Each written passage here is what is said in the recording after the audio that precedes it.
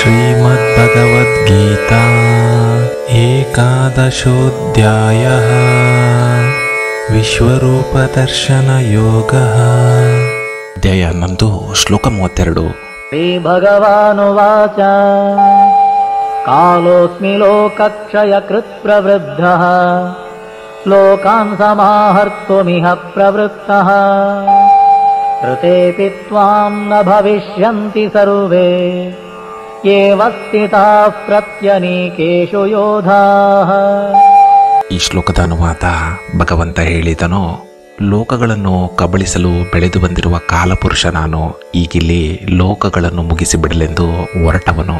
ನೀನಿರದಿದ್ದರೂ, ಅಂದರೆ ನಿನ್ನನ್ನು, ನಿನ್ನ ಸೋದರರನ್ನು ಮತ್ತೆ ಕೆಲವರನ್ನು ಬಿಟ್ಟು ಎರಡು ಕಡೆಯ ಪಡೆಗಳಲ್ಲಿ ನಿಂತ ಯಾವ ಕಾದಾಳುಗಳು ಉಳಿಯುವುದಿಲ್ಲ. ಕೃಷ್ಣ ಹೇಳುತ್ತಾನೆ, ನಾನು ಕಾಲಪುರುಷನಾಗಿ ನಿಂತಿದ್ದೇನೆ ಎಂದು. ಕಲಧಾತುವಿನಿಂದ ಬಂದಿರುವ ಕಾಲ ಅನ್ನುವ ಪದ ಅನೇಕ ಅರ್ಥವನ್ನು ಕೊಡುತ್ತದೆ. ಸರ್ವ ಸಂಹಾರಕ, ಸರ್ವಗುಣಪೂರ್ಣ, ಸರ್ವಜ್ಞ ಇತ್ಯಾದಿ. ಇಲ್ಲಿ ವಿಶೇಷವಾಗಿ ಕೃಷ್ಣ ಸಂಹಾರ ಶಕ್ತಿಯಾಗಿ ನಿಂತಿದ್ದಾನೆ. ನಾನು ನಿನಗೆ ಸಾರಥಿಯಾಗಿ ನಿಂತು ಭೂಮಿಗೆ ಭಾರವಾಗಿರುವ ಇವರನ್ನು ಮುಗಿಸಲೆಂದೇ ನಿಂತಿರುವುದು ಎನ್ನುತ್ತಾನೆ ಕೃಷ್ಣ. ಮಹಾಭಾರತ ಯುದ್ಧವನ್ನು ನೋಡಿದರೆ ಅದು ಒಂದು ಮಹಾಯುದ್ಧ. ಅಲ್ಲಿ ಸುಮಾರು 50 ಲಕ್ಷ ಮಂದಿ ಸತ್ತಿದ್ದಾರೆ. ಅಂದಿನ ದೇಶದ ಜನಸಂಖ್ಯೆಯನ್ನು ನೋಡಿದರೆ ಅದು ಒಟ್ಟು ಜನಸಂಖ್ಯೆಯ ಸುಮಾರು 10ನೇ ಭಾಗ. ಭಾಗವತದಲ್ಲಿ ಹೇಳುವಂತೆ ಕಾಲಪುರುಷನಾಗಿ ನಿಂತು ಕೃಷ್ಣ ಯಾವುದೇ ಆಯುಧ ಹಿಡಿಯದೆ ಎಲ್ಲರ ಆಯುಸ್ಸನ್ನು ತನ್ನ ಕಣ್ಣಿನಿಂದ ಹೀರಿದ. ಅದಕ್ಕಾಗಿ ಕೃಷ್ಣ ಅರ್ಜುನನಿಗೆ ಹೇಳುತ್ತಾನೆ, ನೀನಿಲ್ಲದಿದ್ದರೂ ಇವರೆಲ್ಲರೂ ಸಾಯುತ್ತಾರೆ, ಅವರ ಸಾವು ತೀರ್ಮಾನವಾಗಿ ಬಿಟ್ಟಿದೆ ಎಂದು. ಶ್ಲೋಕ 33. ತಸ್ಮಾತ್ ತ್ವಮುತ್ತಿಷ್ಠ ಯಶೋ ಲಭಸ್ವ ಜಿತ್ವಾ ಶತ್ರೂನ್ ಭುಂಕ್ವ ರಾಜ್ಯಂ ಸಮೃದ್ಧಂ ಮಯೈವೈತೆ ನಿಹತಾಃ ಪೂರ್ವಮೇವ ನಿಮಿತ್ತಮಾತ್ರಂ ಭವ ಸವ್ಯಸಾಚಿನ್. ಈ ಶ್ಲೋಕದ ಅನುವಾದ, ಆದ್ದರಿಂದ ನೀನೆದ್ದು ನಿಲ್ಲು, ಅಗೆಗಳನ್ನು ಗೆದ್ದು ಹೆಸರು ಗಳಿಸು, ಅರಸೊತ್ತಿಗೆಯ ತುಂಬು ಸಿರಿಯನ್ನುಣ್ಣು. ನಾನೇ ಇವರನ್ನು ಈ ಮೊದಲೇ ಕೊಂದಾಕಿದೆ, ಓ ಸವ್ಯಸಾಚಿ. ಅಂದರೆ ಎರಡು ಬಾಣದಿಂದಲೂ ಎಡದಿಂದಲೂ ಬಾಣ ಪ್ರಯೋಗಿಸಬಲ್ಲ ನಿಪುಣ ಯೋಧ. ನೀನು ಬರಿಯ ನೆಪ ಮಾತ್ರನಾಗು. ಈ ಶ್ಲೋಕದ ಭಾವಾರ್ಥ, ಅರ್ಜುನನನ್ನು ಕೃಷ್ಣ ಉರಿದುಂಬಿಸುತ್ತಿದ್ದಾನೆ. ಎದ್ದೇಳು, ಯುದ್ಧಕ್ಕೆ ಸಿದ್ಧನಾಗು. ಈ ಯುದ್ಧದಲ್ಲಿ ನೀನು ಗೆಲ್ಲುತ್ತೀಯ. ಈ ಶತ್ರುಗಳನ್ನು ಸಂಹಾರ ಮಾಡು, ಏಕೆಂದರೆ ನಾನು ಇವರನ್ನು ಈಗಾಗಲೇ ಕೊಂದಾಗಿದೆ. ಇಲ್ಲಿ ನೀನು ಕೇವಲ ನಿಮಿತ್ತ ಮಾತ್ರ. ನಿನ್ನ ಪಾಲಿಗೆ ಬಂದ ಕರ್ತವ್ಯವನ್ನು ನಿರ್ವಹಿಸಿ ನಿನ್ನ ಪಾಲಿನ ಸುಖ ಪ್ರಾರಬ್ಧವನ್ನು ಅನುಭವಿಸು. ಶ್ಲೋಕ 34.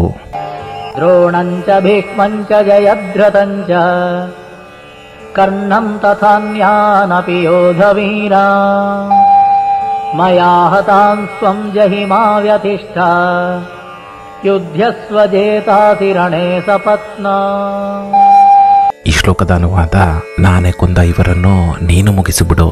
ದ್ರೋಣನನ್ನು, ಭೀಷ್ಮನನ್ನು, ಜಯದ್ರಥನನ್ನು ಮತ್ತು ಕರ್ಣನನ್ನು, ಹಾಗೆಯೇ ಬೇರೆ ವೀರ ಹೋರಾಳುಗಳನ್ನು ಕೂಡ ಕಂಗೆಡಬೇಡ, ಹೋರಾಡು. ಕಾಳಗದಲ್ಲಿ ಅಗೆಗಳನ್ನು ಗೆಲ್ಲಲಿರುವೆ. ಈ ಶ್ಲೋಕದ ಭಾವಾರ್ಥ, ಇಲ್ಲಿ ನೆರೆದಿರುವ ದ್ರೋಣ, ಭೀಷ್ಮ, ಜಯದ್ರಥ, ಕರ್ಣ ಇವರೆಲ್ಲರ ಆಯುಸ್ಸನ್ನು ನಾನು ಹೀರಿದ್ದೇನೆ. ಆದ್ದರಿಂದ ನೀನು ಅದಕ್ಕಾಗಿ ದುಃಖ ಪಡುವ ಅಗತ್ಯವಿಲ್ಲ. ಈ ಜೀವನ ತರಂಗ ಅನಿವಾರ್ಯ, ಇದನ್ನು ಯಾರಿಂದಲೂ ತಡೆಯಲು ಸಾಧ್ಯವಿಲ್ಲ. ಆದ್ದರಿಂದ ಎದ್ದು ಹೋರಾಡು. ನೀನು ಈ ಧರ್ಮ ಯುದ್ಧದಲ್ಲಿ ಗೆಲ್ಲುವೆ. ನನ್ನ ರಕ್ಷೆಯ ಪೂರ್ಣ ಪ್ರಸಾದ ನಿನ್ನೊಂದಿಗಿದೆ ಎಂದು ಕೃಷ್ಣ ಆಶೀರ್ವದಿಸುತ್ತಾನೆ. ಮೊದಲು ಸೇನೆಯೋರು ಬಯೋರ್ ಮಧ್ಯೆ ರಥಂ ಸ್ಥಾಪಯ ಮೆಚ್ಚುತ್ತಾ ಎಂದು ಅಹಂಕಾರದಿಂದ ಮಾತನಾಡಿದ ಅರ್ಜುನ, ನಂತರ ತನ್ನ ಮುಂದೆ ನಿಂತಿರುವ ಹಿರಿಯರನ್ನು ಕಂಡು ಕುಗ್ಗಿ ಯುದ್ಧ ಬೇಡ ಎಂದು ನಿಂತು ಬಿಟ್ಟಿದ್ದ. ಈ ಎರಡು ಸ್ಥಿತಿ ಯಾವುದೇ ವಸ್ತುಸ್ಥಿತಿ ಇಲ್ಲದ ನಿರ್ಧಾರವಾಗಿತ್ತು. ಈ ಕಾರಣಕ್ಕಾಗಿ ಕೃಷ್ಣ ಈ 10 ಅಧ್ಯಾಯಗಳಲ್ಲಿ ಅರ್ಜುನನಿಗೆ ಉಪದೇಶ ಮಾಡಿ ಯುದ್ಧ ಎನ್ನುವುದು ಧರ್ಮ ಎನ್ನುವುದನ್ನು ಮನವರಿಕೆ ಮಾಡಿಕೊಟ್ಟ. ಈಗ ತನ್ನ ವಿಶ್ವರೂಪ ದರ್ಶನ ಕೊಟ್ಟು ನೀನು ಕೇವಲ ನಿಮಿತ್ತ ಮಾತ್ರ ಎಂದು ಹೇಳಿದ. ಕೃಷ್ಣನ ಆ ಭಯಂಕರ ರೂಪ ಮತ್ತು ಆತನ ಮಾತನ್ನು ಕೇಳಿ ಅರ್ಜುನ ಏನು ಮಾಡಿದ ಎನ್ನುವುದನ್ನು ಸಂಜಯ ಮುಂದಿನ ಶ್ಲೋಕದಲ್ಲಿ ವರ್ಣಿಸುತ್ತಾನೆ. ಶ್ಲೋಕ 35. ಸಂಜಯ ಉವಾಚ ಏತಚ್ಛ್ರುತ್ವಾ ವಚನಂ ಕೇಶವಸ್ಯ ಕೃತಾಂಜಲಿರ್ವೇಪಮಾನಃ ಕಿರೀಟಿ ನಮಸ್ಕೃತ್ವಾ ಭೂಯ ಏವಾಹ ಕೃಷ್ಣಂ ಸ ಗದ್ಗದಂ ಭೀತಃ ಪ್ರಣಮ್ಯ. ಈ ಶ್ಲೋಕದ ಅನುವಾದ: ಕೃಷ್ಣನ ಈ ಮಾತನ್ನಾಲಿಸಿದ ಅರ್ಜುನ ಕೈ ಮುಗಿದು ನಡುಗುತ್ತಾ ಪೊಡಮಟ್ಟು ಗದ್ಗದಿಸುತ್ತಾ ಅಳುಕುತ್ತಾ ಮತ್ತೊಮ್ಮೆ ಮಡಿದು ಮತ್ತೆ ಕೃಷ್ಣನ ಮುಂದೆ ನುಡಿದನು. ಈ ಶ್ಲೋಕದ ಭಾವಾರ್ಥ: ಕೃಷ್ಣನ ಮಾತನ್ನು ಕೇಳಿದ ಅರ್ಜುನ ಭಕ್ತಿಯಿಂದ ಭಗವಂತನಿಗೆ ಕೈ ಮುಗಿದ. ಈ ಸ್ಥಿತಿಯಲ್ಲಿ ಆತ ತತ್ತರಿಸಿ ನಡುಗುತ್ತಿದ್ದಾನೆ. ತನ್ನ ಸರ್ವಾಂಗದಿಂದ ಭಗವಂತನಿಗೆ ನಮಸ್ಕರಿಸಿ ಗದ್ಗಿತನಾಗಿ ಮಾತನಾಡಿದ.